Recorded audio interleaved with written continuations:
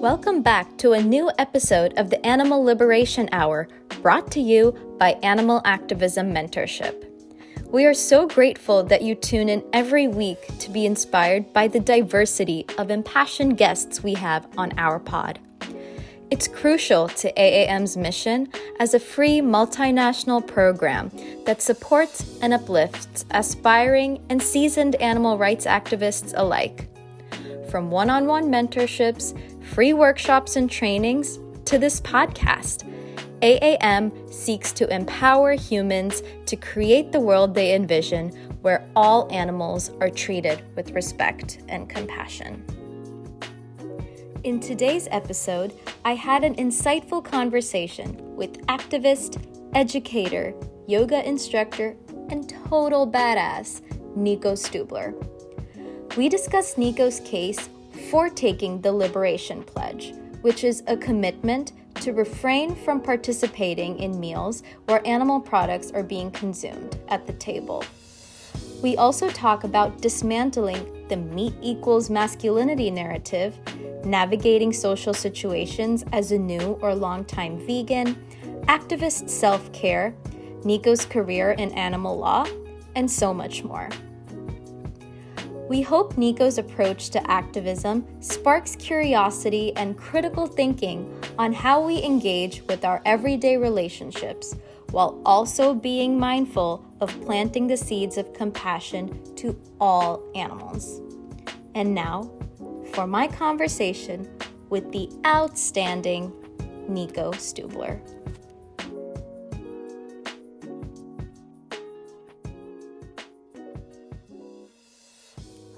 Welcome to the Animal Liberation Hour, Nico. It's a pleasure to have you on. Thank you for taking the time.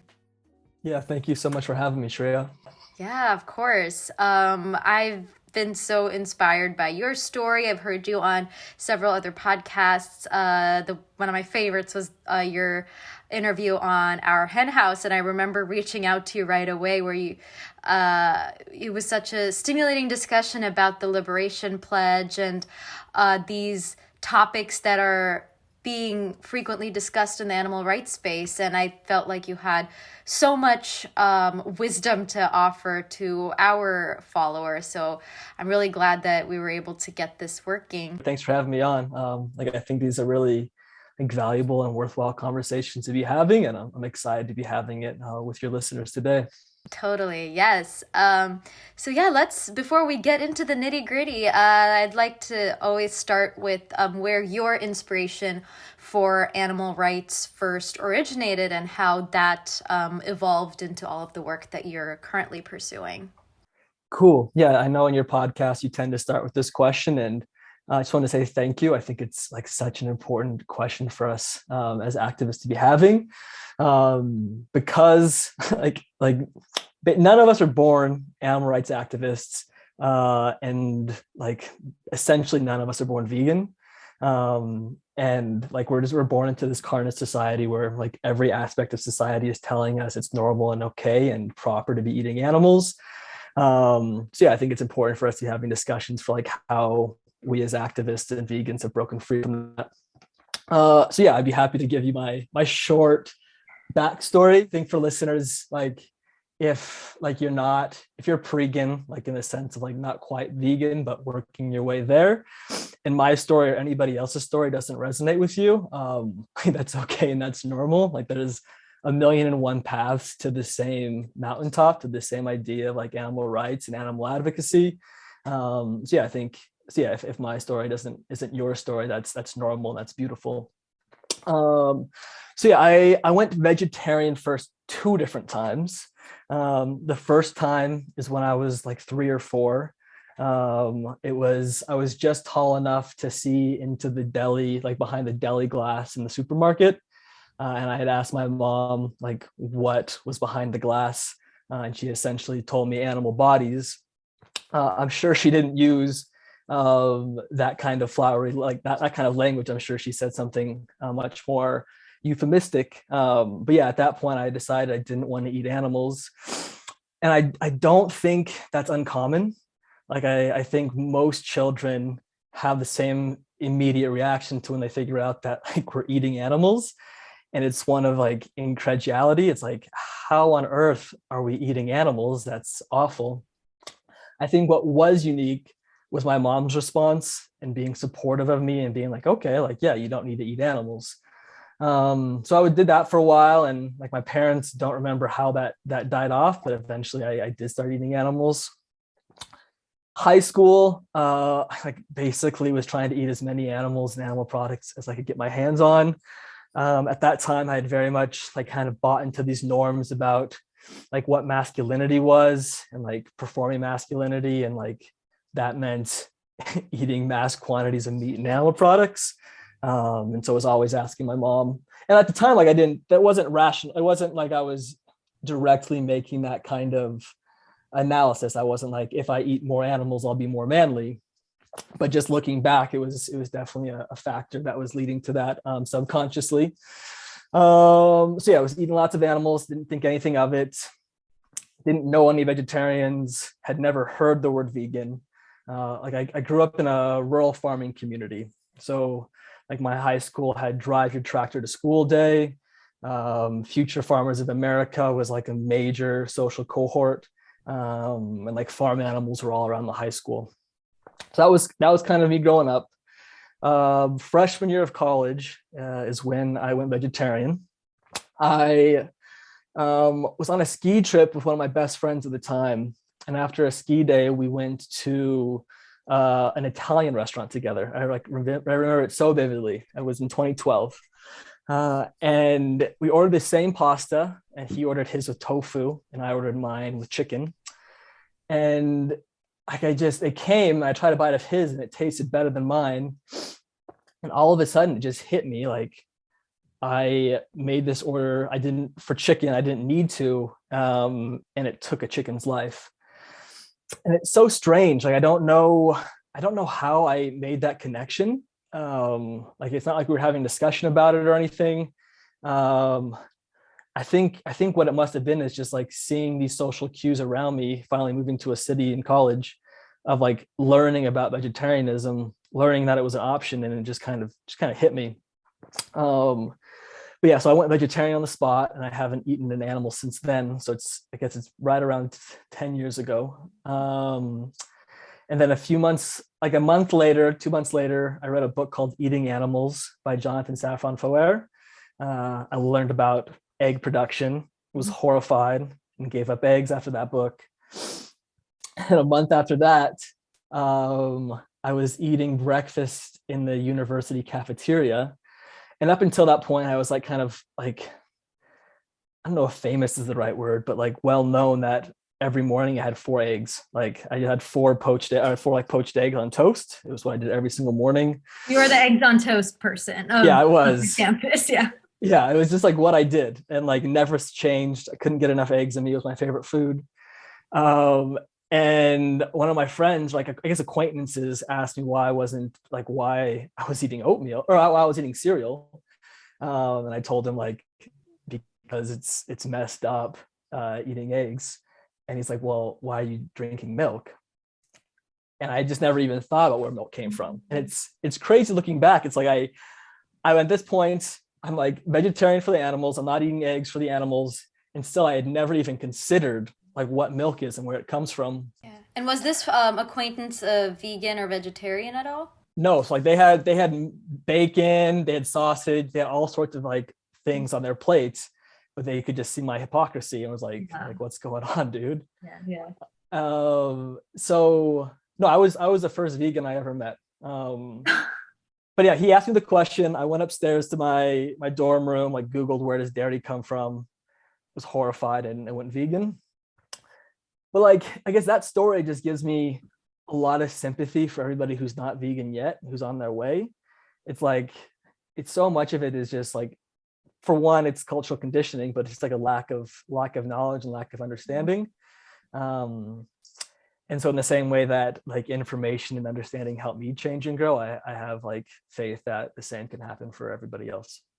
Yeah, wow. I think that story is just, it's so relatable for a lot of people when, like you mentioned, you confronted the animal bodies aspect of where food came from. And what I'm curious about is, I know you'd mentioned that you can't quite remember why you went back to eating animals, but there was that connection with the animals that you had the first time you went vegetarian, which I wonder if the society that you were rooted in at the time, where you had bought into that consuming animals equals masculinity, if that clouded the compassion and the connection and the empathy that you had with animals.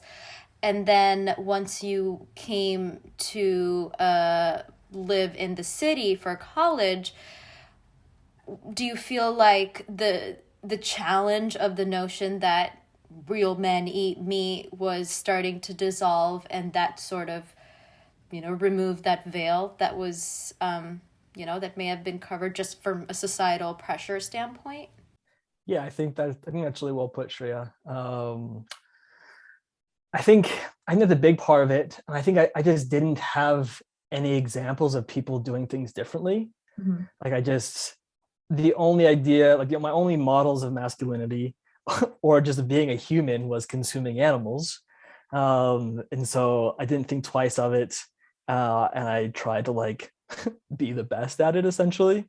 And yeah, so I think once I moved to like a more progressive city, so I did undergrad at the University of Denver.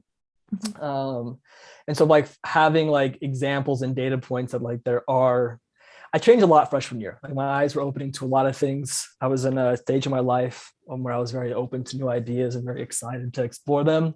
But yeah, like being introduced to other ways of being and like understanding that this was a choice, what I was eating was a choice, and I could be making different ones. Opened up options. And then once it became a choice rather than like a non-choice, like before my choice was, am I going to eat a chicken, am I going to eat a cow, or am I going to eat a pig? Those were like the only three options in my head. And once the option of like not eating any of them became something, I think I chose it pretty quickly. But yeah, it wasn't even an option growing up. Yeah, and I guess that leads me to another curiosity of mine of, there still appears to be that notion of, the liberal lefty people caring about animal rights, and then there's that segregation from like the hard working farmers who are in the more rural communities. Do you foresee your story as being instrumental in bridging that gap, and not being like, oh, you've left your roots and now you're in the city, you're living the city life, and so it's easier to do so when you have left that societal pressure? But how can we take these lessons and go back to our roots and say, hey, there is a better way? You're like, as a farming community who takes pride and really values feeding the community, like feeding them nourishing plant foods. What are your thoughts on that? Yeah, these like cultural divides around like the merits and value and legitimacy of eating animals are becoming like more and more stark. I mean, like just as a society, we're becoming more and more polarized, and like in so many aspects of day-to-day life, like even like down to like the littlest things, like whether or not I'm gonna wear a mask. It's becoming like a performance and a flag of our political values and our political, like our team essentially. Yeah. And I think eating animals is increasingly going to become a part of that. So yeah, this isn't going to be like the most optimistic take for listeners, but sometimes we need to have spaces for these conversations and not make it always like, not just portray it as a very flowery, rosy, happy picture, because if that were the case, I don't think we'd be having this conversation in the first place, right? Yeah. Okay. So I'll keep it real. I see eating animals or supporting like more specifically like supporting policies that are addressing the harms of big meat becoming more and more like a political issue, and like part of like a culture war. And I see that as being a big obstacle towards us developing meaningful systemic change and meaningful political change in this space. And I don't think it needs to be. Like, I guess that's the first thing, is that I think very clearly, like the like conservative values and like progressive values, I think both point in these directions. Like your standard conservative values of like protecting and conserving like nature, like those that are like less powerful, like go hand in hand with like the animal protection movement. And yeah, so like there are so many like aspects and values on both sides that I think are in line with this. And interestingly, let me do a quick little backtrack to like contradict what I've been saying. Since like 2009, when Obama became president, the polarization of American politics has become increasingly stark. But some of the most robust bipartisan support bills have been animal protection bills. Like measures like looking to protect animals in various ways generally do have mass popular support, especially companion animals. So that there is hope, but in terms of like the meat issue, in terms of like eating animals, there is a lot of political polarization. And I think if we're going to be like winning more like the big successes that so many things and so many people in the animal protection movement want to be pursuing, bridging those gaps is critical. Yeah, and this is by no means a space where we're going to come up with the solution, but it opens space for having these conversations that we tend to not focus on as much because they can be hard, they can be tricky, and it's most likely that we're not going to come out of it knowing, okay, this is the next step. But I think the first step is having these discussions. So yeah, I really do appreciate your insight into that. And I guess sort of paralleling the concept of eating animals, coming from differing cultures, and even like in your experience with you or your peers who may or may not be vegan, dining out with others who are not vegan. And this is also going to be very relevant to new activists. What was that like for you once you made that complete connection? You're an ethical vegan for the animals, for all social justice reasons, and now you are confronting other social situations as a vegan where animal consumption and exploitation is just inherent. It's just woven into the fabric of everyday life. And just to clarify, are you asking how I feel about it now or how I felt about how it? you felt at the time and how that's evolved to what you feel like now? Cool. Yeah, so at the time, it's interesting. I was very circumspect about my veganism and didn't talk to many people about it. So at the time, I was 18 when I went vegan, and I just felt like I had spent my first 18 years essentially eating animals, and I felt uncomfortable and guilty telling other people like that they're wrong when I just figured it out myself. And I think it's a position that a lot of like new vegans take, and they become very apologetic and like telling other people like, oh, it's okay, like this is what I'm doing, but like you do you, and things like that. And at the time, 2013 to 2017, I was working on and off full time in like environmental protection movements. So I was working for 350.org and working for Greenpeace. And so all my work was environmental, and my rhetoric around my veganism, like that's kind of how I directed it. Like people asked me why I was vegan, and I always kind of gave the environmental response. Even though that wasn't why I was vegan. Like I was vegan for the animals. That's always why I've been doing this. But my answer to people was always environmental. And it's because I think for a long time, I was very reluctant and to be confrontational. Like I wanted to be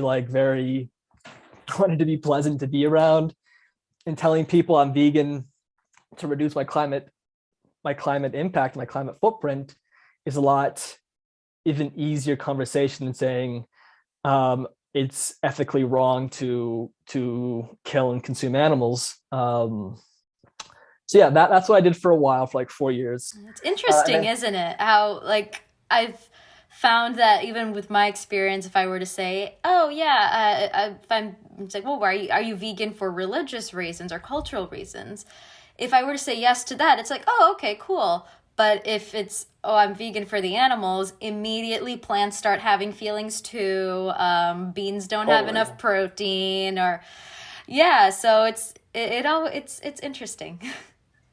It's like I really think being vegan or being an animal advocate for farmed animals in particular is the most compelling and like legitimate reason for making these decisions. And I think that's what drives the vast majority of advocates in the space. But because of that, it's also the most threatening to the public as a whole. And because it's more threatening, it makes those conversations more difficult to have, but also I think like more meaningful and more impactful. Yeah, for sure. Yeah, that's it. I feel like it's come quite a distance from where it started. The environmental issues are taking more of a center stage, just given the climate catastrophe that we are in right now. But yeah, sometimes it can be frustrating when you want people to like open their eyes to everything, but also recognizing that we were pregans too once upon a time. And yeah, it was a journey, but also balancing that with the immediacy of the solution that we need is also a challenge, because it's like the planet doesn't have the time for each and every person to be met where they are. So how do we balance our strategies along with everyone's individual process? So, and I think as will become clear as this conversation goes on, like I clearly don't feel that way anymore. Like I'm much more direct. I'm dramatically more direct now than I used to be. Yeah, let's talk about that. Let's talk about that transition from being the passive, appeasing vegan for the insert here to unapologetically vegan for the animals, and will not shy away from speaking up. Yeah, so there's a lot of ways I can respond to that. I'll start with one, and then feel free to interject and ask me questions, and we can go in different directions. So I guess I'll talk about how I became so much like switched to center animal rights in my life. I had moved to Nicaragua January 2018 to start my Peace Corps service. And yeah, so that time I've been vegan for I guess 6 years. But I really was sitting with deep questions about the ethics of me being vegan in Nicaragua, specifically me what to do in situations where community members that I was living with offered me animal-based foods. And I was having questions and dealing very seriously with ideas of cultural imperialism, and also wanting to be an ethical and an ethical host, or not host, an ethical member in my host community. I'm trying to make friends, win support, and I'm there to serve. And so going there and telling members of the community I've never been in that y'all are wrong and unethical was hard. So yeah, my first 2 to 3 months, I really immerse myself in animal rights literature, in terms of the health of it, the history of it, the ethics of it. And it was something I hadn't since going vegan, I hadn't done any of this stuff really. I had really dug into the environmental reasons, but after going vegan, I didn't dig deeper. But I wanted to make the decision, am I going to be eating animal-based foods while here in the country? And I wanted to do my research. And the more I read and the more I dug in, just the more sure I was of what that eating animals is wrong, and like in all these circumstances. I was digging a lot into like the social science literature of an idea called cultural relativism. And cultural relativism is the idea that like culture is relative, like our ethics and norms depend on your society, and it's unethical and improper to oppose one's ethical stance developed in one culture onto other people. Anyway, so I read a lot of really smart scholars who have spent decades thinking about this, and kind of became convinced of and like feminists in particular. Critical feminists really changed my perspective on this, and convinced me that it is okay to maintain my ethical stance in other cultures and to advocate for it as such, appropriately. And I have a section in a journal article we'll talk about later that talks about cultural relativism a bit more in depth. Yeah, Anyway. and we can link all of that in the show notes, so if folks are interested can give it a look. Cool. So yeah, hopefully, that little section, it's like a page and a half that talks about cultural relativity, and I think it'll do it succinctly and better than I'm doing right now. But anyway, so that was a moment when I switched from becoming an environmental advocate to an animal rights advocate. And I've been becoming more and more passionate about it ever since. And then, shortly thereafter, I heard about this idea called the Liberation Pledge, which we can talk about soon. Yes. And the Liberation Pledge is essentially a commitment to never eat around other people eating animal-based foods. It's essentially a commitment to not eat around people who are eating vegan. Mm-hmm. And I first heard about it and I was like, that's crazy. Like, that's problematic. That's going to like turn people away. Like, I'm going to die alone without eating with anybody. Exactly. It's like all these like excuses and like critiques came up. And that it's very interesting. That's kind of my norm. It's like when I hear ideas that are new for me, my immediate reaction is like, no. But then I sit with them. Like, these ideas will like pop up when I'm showering or before I go to sleep, and I sit with them. And then in the next few days, like my brain starts to change. So yeah, like in time, the more I thought about the Liberation Pledge, the more like it made sense to me.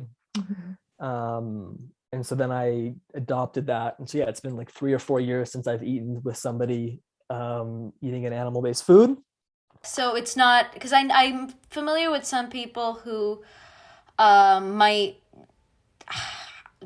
maybe not be as rigid with the pledge, like, okay, no animal bodies, but with those who are vegetarian, they will make exceptions for that. Has that been your experience, or do you find a spectrum within the space, or is it a very, a binding till eternity concept? Yeah. So for me, okay, I want to answer it in 2 ways. I think there's always ways to come up with exceptions, and like there are ways to like, I'm sure we could come up with some scenario where I would do it, but I haven't yet. Yeah. And I take a very firm stance in basically every realistic scenario. So I'll take it in a few different ways. The vegetarian thing, I don't see eating eggs or milk as better or different from eating animal bodies. And I think accepting people who do and normalizing that practice is very problematic. Yeah. I think vegetarians are great in the sense that they're on their way. But I think so many vegetarians, when they go vegetarian, they just replace all the animal products they were eating with more eggs and more dairy. And like the net impact of what they're doing it's not really like changing much, because all those animals, all the dairy animals, and like all the cows and all the chickens that are producing those products are connected. The exploitation is all connected. They're gonna be turned to meat just after living lives of like a lot more suffering and pain. Mm-hmm. Like personally for me, I think it's more ethical to eat beef than it is to eat dairy, because dairy entails years of suffering, brutal suffering, and like child separation and like lots of problematic practices, and like a beef cow's life is much shorter. So anyway, so yeah, for me, I don't make distinctions, and I don't I take a very firm line on it. But I want to say real quick, for people considering the Liberation Pledge, now I think it's okay to make like exceptions for yourself.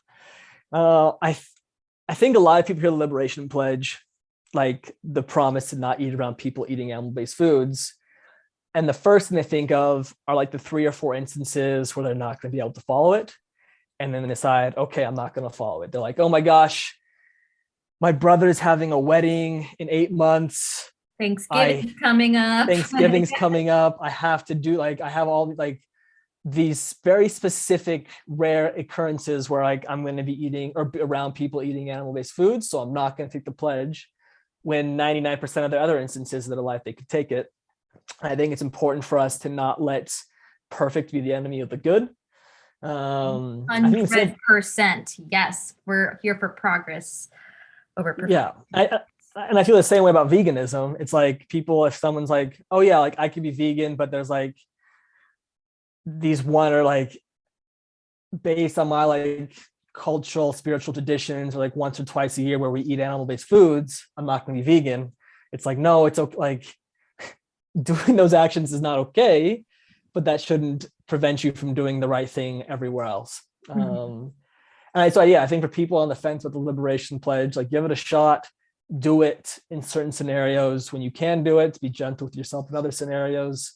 I don't think that makes the other scenarios okay, but I think it's a lot better to be doing to like maximizing us, our consistency, and like being gentle with ourselves when we can't. Yeah. And what inspired you to take the pledge? What was the initial motivation to do that? Was it personal discomfort, or was it a stance that you wanted to make, or was it were you looking to represent a specific movement for justice? Yeah. So just like there are innumerable reasons why people go vegan, I think there are a lot of different reasons why people decide to take the pledge. Mm-hmm. Like some people take the pledge explicitly because being around folk eating animal-based foods is like painful and they like want to protect themselves from that. I think that's super legit. And I know a lot of people whose mental health and like social relationships have really been enhanced by taking the pledge. Yeah. For me, it's just like, I'm just absolutely devastated by the pain and suffering that we inflict upon farmed animals and hunted animals around the world. It like keeps me up at night. And like the violence of it's really hard to comprehend. Yeah. And I'm just very focused on doing everything I can to contribute to ending that violence. And that's why I went vegan, is because of like a desire for me to be the change that I wish to see. And when I came to the conclusion that I think the Liberation Pledge is an effective way to affect social change, mm-hmm. It seemed like the very least I could do, like a very small sacrifice towards like addressing this mass violence. And so, yeah, for me, it was just like a way to live my values. And it's just like an extension of my veganism. Like I took the Liberation Pledge for the exact same reasons I'm vegan.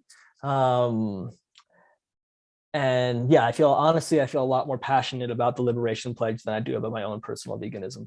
Yeah, and that's exactly what inspired me to reach out in the first place, because as soon as I heard the concept of it, it was wait, is that just missed opportunities for activism? Or is that an opportunity to show up in a place and other people are probably going to be uncomfortable because you're just there, not eating, not drinking, you're just there, and that creates a space to have a conversation. Have you had such experiences where you do show up, but you are not participating in consuming even the vegan items on the menu, and having people ask you these questions like, oh, wait, they have the Impossible Burger, and then you're having to mention why you're not going to be consuming anything at all? Yeah, so I think there's a few parts of that, and I think they're all really good. I'll try to answer them in turn. First, yes, I have gone to events, very few, but like 2 or 3 events. We're talking pre-COVID, when events and social gatherings were less of a public hazard. So yeah, I've gone to a few events where I attended and didn't eat anything. I ate beforehand. And for me, that's like the loophole. That's my one loophole, is being able to attend events where people are eating animal products, hanging out with them, but not consuming.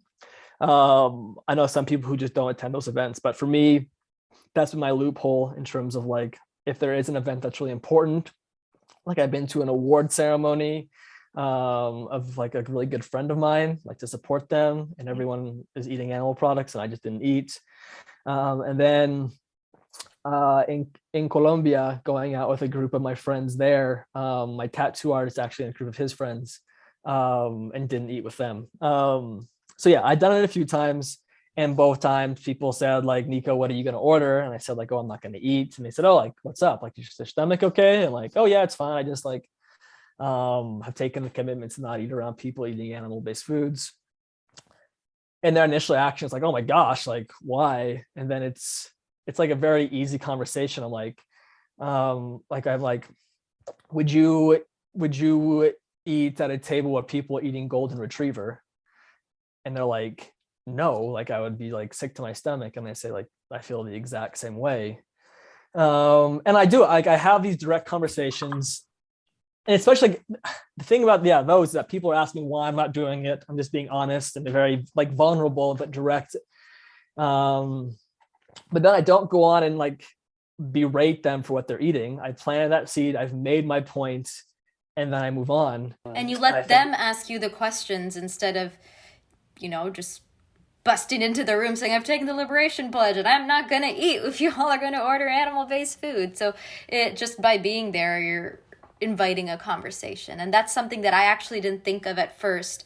I thought it was a missed opportunity to showcase like, oh, look at this. This is delicious vegan food. Like you don't have to order a cow burger. You could have the Beyond Burger. But I think it takes veganism a step forward and not seeing it just as a diet, which it's not. It's an ethical belief and a lifestyle just rooted in being a decent living being on the planet and avoiding harm. I think that's so well said, Shriya. I think when if I'm there and I'm like, look at me eating this Impossible Burger, it's very good, it makes the whole conversation about me and like my personal diet, like it makes about me and like these cool things that I'm eating, and they're like, oh, that's interesting. But when I am there and boycotting everyone eating, it directly like shines the light onto the animals who are being eaten in that place.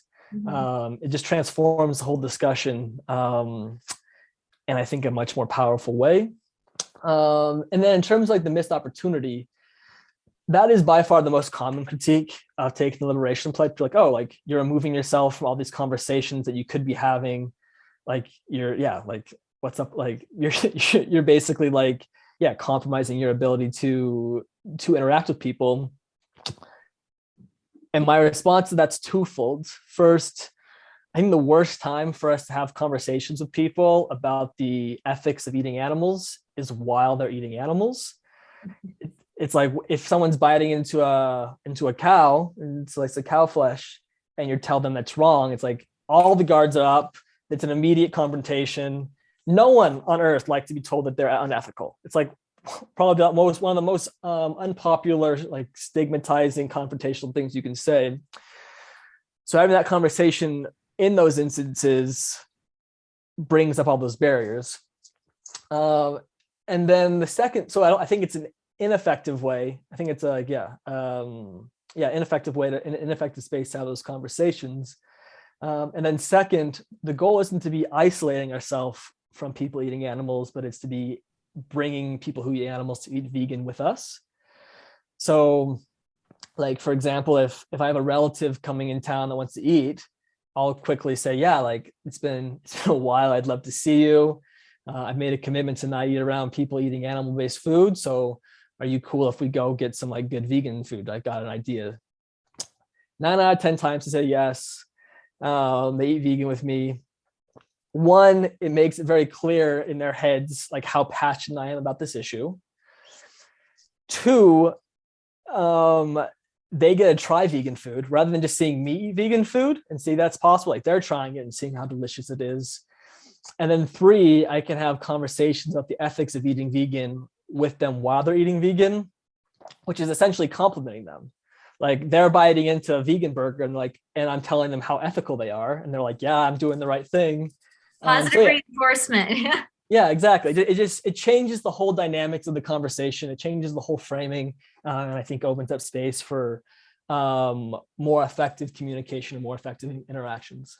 Yeah, I love that point. And I think that's also going to be very helpful for a lot of either newer vegans or newer activists who, as far as the animal activism mentorship program goes, we want to provide a space for new activists to find their calling, to find their community, and to find their niche, and expand their skills as an activist. And something that we often talk about is how much of a relief it is to, like, when we do get together to just eat around fellow vegan animal rights people, because you don't have to worry about other animal products making an appearance. But that's unfortunately not everybody's day to day. And being able to take pieces of the concept of the pledge and incorporate that into their everyday lives without, like you said, letting perfection be a hindrance in making any sort of progress to begin with is so it's going to be very helpful. So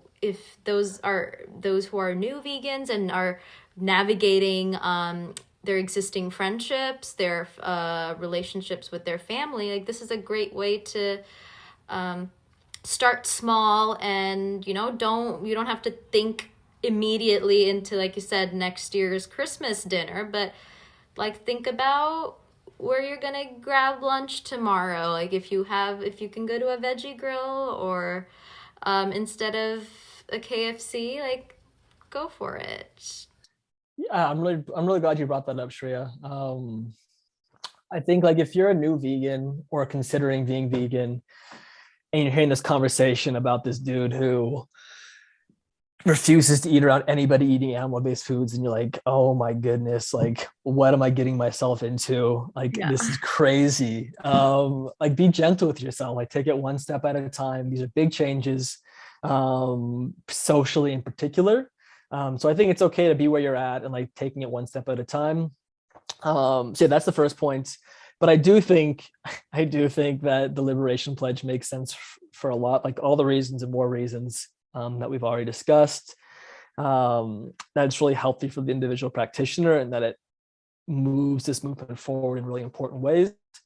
But yeah, like be gentle with yourself, like get there when you're ready for it. Be gentle with yourself. Yeah, and I you had a very helpful, informative Instagram post series about the Liberation Pledge, addressing the myths and your response to each one of them, which it was very, very helpful. And just out of curiosity, because we do like to really dive into the roots, are you familiar with the history of where the pledge originated from and how it evolved into a form of activism and solidarity? Yeah, totally. So it arose, I want to say 2015. It's been a minute. Oh, okay. For some reason, I was like, I was expecting something to like being like it was dug out from this archaeological site in this book, and oh yeah. So no, it's philosophy. It's so it has the inspiration for it is much older, but the Liberation Pledge itself, it arose out of conversations with activists in the Bay Area around 2015, who were very frustrated with like the progress of this movement. I mean, there are many vegans in the United States now as there were 10 years ago, as there were 20 years ago, as there were 25 years ago. It's stagnant. I think that makes like a lot of people like very concerned about like where this movement's headed. So anyway, so they're like, what's going on? Like, what are the faults of veganism, and like, how can we change this? Yep.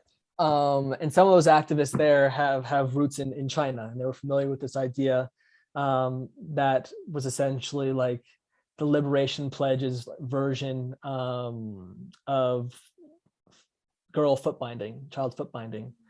So in China, in the area of Beijing and south of Beijing at the time, this is like 150 years ago, 99% of girls had their feet bound when they were babies and through their youth. So essentially that's like wrapping the girl's foot in rope so tight that they can't grow, and they basically grow up with these tiny deformed feet. And like, yeah, boys weren't permitted to marry girls who didn't have bound feet, and it was like a sign of social status, and like it was very, very cultural. And for generations, activists had tried to address this history, like basically like this form of child's that's what I'm looking for, like mutilation, body mutilation, with no success. And it was hard because like everyone in society expected that that's what you did. You couldn't be accepted. You got socially ostracized if you stopped. And there was just like, it was really, really hard to address it. And like a lot of the same issues we have with getting the society to go vegan. But then a campaign was started where families would, one, promise to not bind the feet of their daughters, and two, forbid their sons from marrying women who had bound feet. And in one generation, the basic foot binding was eradicated. It went from 99% to 1%. Based on that pledge, based on that social commitment, and basically so it turned the whole situation on its head, where because people were taking such a firm stance and a commitment to boycott communities who were doing this. So that's kind of like the idea. The pledge is basically like the adaptation of that in terms of the animal rights stuff. So that was the idea, but in terms of animal rights, it's like 5 or 6 years old. Yeah, and that's an interesting concept of just be using an inspiration from similar, well, not really similar, but a historical precedent, and being able to apply that here. What would you say to those who would respond with, well, we haven't seen that change in one generation, so, well, I mean, it's not really been one generation, it's been 5 years, but do you feel like ever since this pledge became quote unquote a thing, that it may have some sort of tangible effects in the movement? Yeah, that's a really cool question. So I talk about this in the paper a little bit, and the first response is that there's I'm gonna give you 3 responses. Part 1 is that I think the Liberation Pledge, if adopted, widespread adaptation, has the power to transform this movement and lead to a vegan society in the foreseeable future in our lives. Point 2 is that it's too early to tell whether or not this is going to happen. It's just the very beginning. And that point 3 is that I think it's up to early adopters, i.e. like the people who are most passionate about animal advocacy, who are dedicating themselves to this movement, who are taking their free time to listen to this podcast, essentially to lead the way, to normalize taking the pledge and to open up space for more and more people to take the pledge. But based on the evidence, that does look to be there has been anecdotal evidence to show it has been effective. There was a high schooler in California, I forget what part, who took the pledge in that same school year. His entire cafeteria went vegan. So it started with just his one table of I'm not gonna him eating by himself, and then table after table, and pretty soon it became he was socially ostracized if you were eating animal-based foods. I know it's also a common occurrence in a lot of families of people who take the pledge and then their family ends up going vegan, including family members who had derided them for being vegan to begin with. And yeah, it's gone now. There's over 5,000 people who have shown that they've taken the pledge thus far. So yeah, there's examples of it working at a small scale, but I think for us to know whether it's like true impact, it's going to be like 10 years from now, and it's going to be dependent upon the most passionate activists leading the way. Totally, yeah. And like, yeah, people may sign up, and you never know, because we're not necessarily keeping as rigid of a tab on people. But I think just the idea of making it socially unacceptable, which we believe it should be, that should be the case, it is powerful. And I think it's sort of thinking large scale, long term. Because yes, we can have individual conversations, we can make these personal connections, but again, coming back to the scale of change that we need, thinking outside the box, and really being able to amplify the impact that we have is valuable. And got to try everything that we have in the toolbox, find all of the inspiration that we can. So yeah, that was I feel like I still learn a lot from all of the things that you do. And just, I know, I feel like I could keep talking to you. You have just so much to offer, but I just want to briefly touch on the work that you're doing with Yoga is Vegan, and because you're a huge advocate for mental and emotional and physical well-being and this holistic health approach, and that can be often overlooked when in any sort of social justice movement, because we think of those who are being oppressed here, the beyond human animals who are being oppressed in so many horrific conditions, and we feel like we should spend every ounce of our energy advocating for them, but we often tend to lose sight of our own well-being. So how do you balance that? You're very passionate about yoga, and I would love to hear about that as well. Yeah, so there's a few ways to respond to this, and I'll try to touch on each one.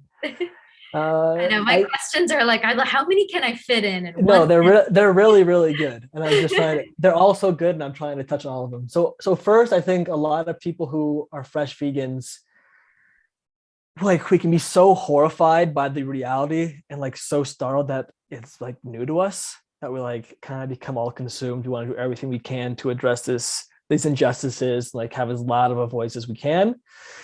And I think, but that can sometimes, like, if it's a really, really powerful and bright fire, sometimes it can burn out quicker.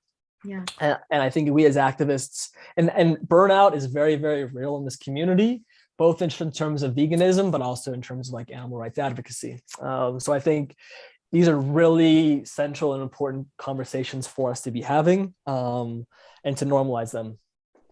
So that's the first part. I think for me, I see these things as very, very interrelated. So I do see myself, like, when I take care of myself, whether it's through yoga, like asana practice, or like working out, teaching yoga, those are ways that I'm taking care of myself. But through taking care of myself, it enables me to continue being the advocate I want to be moving forward. I also think, like, being my best self, my happiest, my most authentic self, enables me to connect with people in a better way. Whereas if I'm miserable and sad and just angry and pissed off, strangers are like, well, I don't want to be that guy. I don't want to be vegan. But if, like, I'm happy, I'm healthy. It's one bad vegan to one. Yeah, and I just like I basically I want to be an example of like showing that being vegan can bring like a lot of happiness and joy into my life, and so cultivating happiness and joy within my life helps to like sell that message to other people. Yeah, but also making sure that we're not selling it as the one thing that's going to, it's like, oh, if you become vegan, like you're now impervious to all sorts of ailments, you're never going to be sad, you're always going to be happy. Like, that's not what we're trying to showcase the community as. Anything you can do in your everyday life, you can choose not to exploit animals and still be that same person and still live a good, fulfilling life. It's so well said. it's a very common trope that like vegans don't get sick or whatever, and it's I would say vegans probably get sick a lot less, but it's yeah, like it's not it doesn't take care of everything. But yeah, but then last point is that like I also try to be able to use my voice in these spaces that bring me joy to promote these messages of compassion and care and veganism. So like I worked for a little over a year as a yoga teacher in Colombia, and in every single one of my yoga classes, I weave these ideas into it. And yeah, this is kind of wild. Like a little anecdote is like, there's a group of activists in the Bay, and a new activist came to a protest, and like the leader of that protest asked him like how he became vegan and how he got involved. And he's like, oh, well, I was traveling through Colombia and I went to this yoga class, and my instructor was like talking to us about compassion and about veganism, and it really had an impact on me, and I decided to go vegan. And the leader of the protest was like, oh, like Nico? And he's like, oh my gosh, yeah. Oh, no way. Yeah. So like and that's just like an example of like these one-off conversations. Like we never know the kind of impact we can have. But being able to like, basically, I think what's really important for people is to practice self-care, authentically and it can be anything. It can be like, yeah, there's a million examples of things that bring people joy and happiness, but continue to center those in your life, practice those in your life, and then sprinkle in the animal rights stuff in those. And when you connect with people on shared ground, like let's say your passion is bird watching, and you're out birding and you like with somebody else, you already have this immediate connection with somebody through your shared passion that builds a bridge, and then you can talk about animal rights stuff. So I think for me, like I don't see it as a separation of like from 8 to 5, I'm doing animal rights advocacy, and then from 5 to 6, I'm like doing myself. I just see it as kind of all interwoven. I'm like taking care of myself, and in those spaces, still doing my best to speak out for animals. Yeah, I love that. And I think that's also very important in that you can incorporate elements of wellness and animal advocacy within each other. And, you know, one day you can bust out the megaphone and do all of that stuff. Or then the other day you can just go to a fun cooking class and talk to people about veganism and animal rights. Or you go to a dance class and you're still having these conversations without, you know, it's like you said, it's not like, okay, I turn off my animal rights stance after this certain time, right? It's part of who we are and what we advocate for. So again, so well said, Shriya. And I think the Liberation Pledge helps us to do that. Because when we're eating around people, eating animal-based foods, we have two options. We can not say anything about it, or we can make a fuss about it. And most of us are not going to say anything about it because like we're eating in those situations because like they're with people we care about, or like we're trying to have fun, and making a fuss about it is like a huge hassle, and like we don't want to be that person. So it's like it's forcing us to compromise our stance on these issues, mm-hmm. and compromise our mental health in the process because it hurts us doing that. Yeah. Or we can be that person that's like loud and proud, but that's really tough. And the Liberation Pledge allows us to like not have to make that decision, to be like our authentic selves wherever we are without having to be like confrontation. Like, yeah. So the Liberation Pledge, it brings confrontation, but it brings it in like a peaceful way, mm-hmm. away from the table. And so, yeah, for me, it like not eating around people eating animal-based foods enables me to like keep the consistency of like my passion for this project on at all times. Yeah, very, very, very well said. Yeah, I appreciate every aspect of that and kind of tying it all in. It doesn't have to be separate. You don't have to compromise your own well-being to advocate for what you believe in. And I know that you are pursuing a career in the legal circles. So are you able to briefly tell us about the work that your current position, the work that you're doing, and what it's like to be an animal rights activist within these circles? Do you feel like you've had to turn it down a notch? And is animal law like its own happy bubble or not so happy bubble? Yeah, cool questions again. So yeah, I guess a little background. Most of last year I worked at Harvard Law School in the Harvard Animal Law and Policy program, and was working on a report demonstrating and making the connection between zoonotic disease, essentially diseases that come from non-human animals, and animal agriculture, animal markets in particular. And then currently I'm working for the Cambridge Center of Animal Rights Law, which is based out of Cambridge in the UK. Ooh, fancy. which is cool. I'm helping to write the last 2 chapters of an animal rights law textbook, which is essentially outlining what model animal rights law will look like in the decades to come across Europe. And then I'm working at a law firm in New York City called Richmond Law and Policy.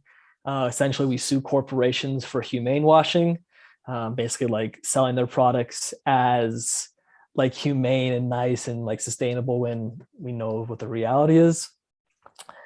So for me, it's like really fulfilling to be feeling like I like am working towards like applying my specific skill sets towards this movement. Yeah. So yeah, I guess that's the first answer. That's what I'm doing. Second, in terms of like having to like regulate who I am and like my messaging, I think, yes, I do that now. If you would have asked me that question 3 or 4 years ago, I would have said absolutely not. Like, I'll never regulate who I am in my messaging. And I thought that was problematic. But I guess with age, I become a little bit more pragmatic and nuanced. Yeah. Sometimes it's like to change the system.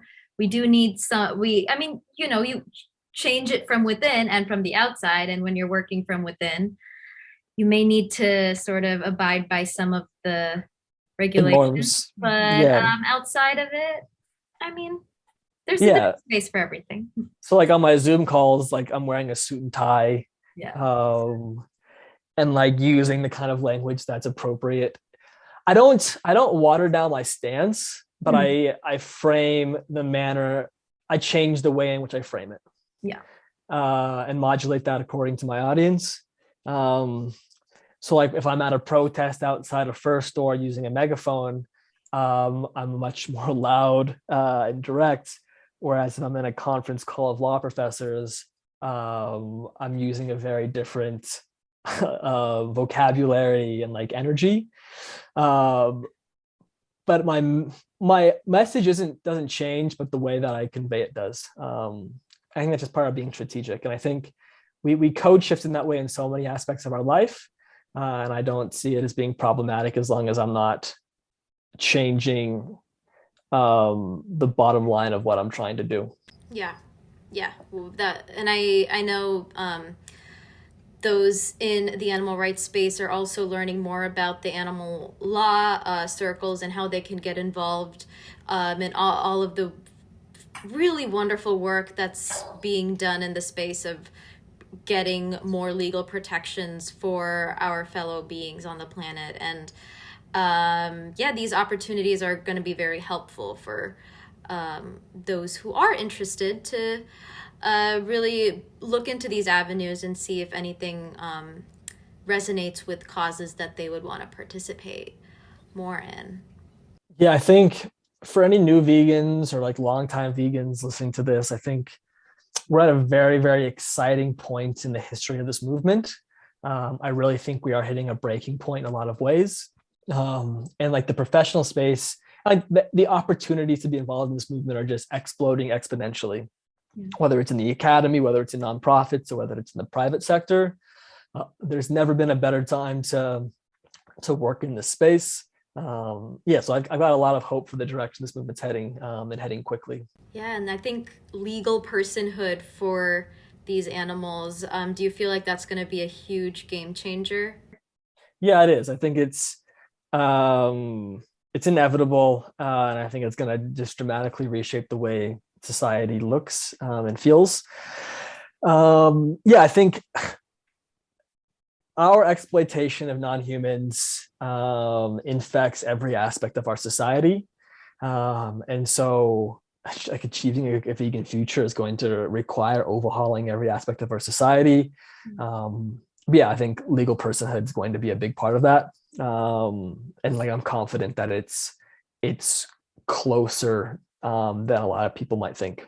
Yeah, it's so exciting because there's a lot of excitement when animals are recognized as sentient, and there are a group of us who are like, did you not know that before? Like, Yeah, did totally. some with a group of people with suits have to sign that into existence? But sometimes you got to play the game, and when like sentience will achieve some amount of protection, but personhood I think is going to elevate the kind of protection that these beings get. So I'm really thrilled for the work that you're doing, and really thank you for your involvement in all of these just diverse spaces of activism, while also honing in on finding the connection between everything, and sharing your story with us. And before I let you go, I want to ask you one last question.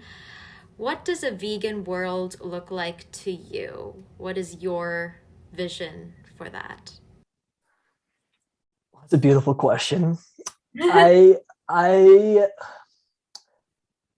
so a lot of the work I do, I would say is, I mean, maybe with the exception of some like op-eds that I write of like talking about the kind of ideas for long-termism. But most of the work I do is very focused on the immediate future and ending animal agriculture, just because animal agriculture and industrial fishing, just because that is the lion's share of the harm and suffering we inflict upon non-human others. So that the very basic, like a vegan world is like entails us all eating plant-based, but I think it goes a lot deeper than that. I think that if we actually begin to consider and conceptualize non-human others as equals to us, it calls into question so many different aspects of our society and how we're functioning. And like kind of our duties to like wild or liminal animals, like their suffering and the kind of steps that we can be taking to support them. So yeah, I think for me, a truly vegan world would just basically entail us looking at ourselves as one aspect of this beautiful world, not on top of it, but like as just like another member, and restructuring our society in ways that remove us from the top of the hierarchy, and align our actions with the benefit of all living beings. And it's like an idea that's very central to a lot of, especially like dharmic religions, like religions based out of India. This idea of like, may all beings be happy, may all beings be free of suffering. It just hasn't been realized yet, and I think it's a ways off, but I think it's possible, and I think it's coming. Yeah. Oh, that's a very optimistic note, and that's how. There's always hope, and with people like you, and all of the groups that you work with, the activists who are joining our community, it's inevitable that we're going to reach that world sooner than we think. So how can people find you, Nico? How can they follow your work? Can they reach out to you if they have any questions? What's the deal? I love hearing from new people. So the first thing, like, yes, please, everybody, if you have questions, critiques, comments, positive feedback, reach out. I'm most active on Instagram, I would say. And my username is just my name, nico.stubler. But I'm also on Facebook. I guess those are probably the two best avenues. And I would love to hear from folks. So yeah, if you have thoughts on what I'm doing, ideas, critiques, reach out, or just want to say hi, I'd love to connect. Yeah. Well, and we'll be sure to link the journal articles that you've worked on as well in our show notes, so people can take a look into that. And yeah, I appreciate you being open to supporting those who might reach out for any assistance or just want to have an intellectually stimulating conversation. Nico's DMs are where it's at. Slide on in. Yeah. And yeah, I think I find so much value in meeting and inspiration from this community of like people who care deeply about animals. Like we're still such a staggering minority of like vegans, and even less of people who are like animal advocates who are trying to like actively change society. And as soon as I meet other people on the same page, it's like an instant friendship and instant connection. So yeah, I'm inspired by this community. I'm very grateful to be a small part of it, and I always love meeting new people that make it up. Course. And yeah, thank you again for all that you do, for taking the time to chat with us, and yeah, keep inspiring, keep doing the great work that you're doing, and looking forward to seeing your journey progress and evolve as we attain that vegan world. Thanks, Shriya.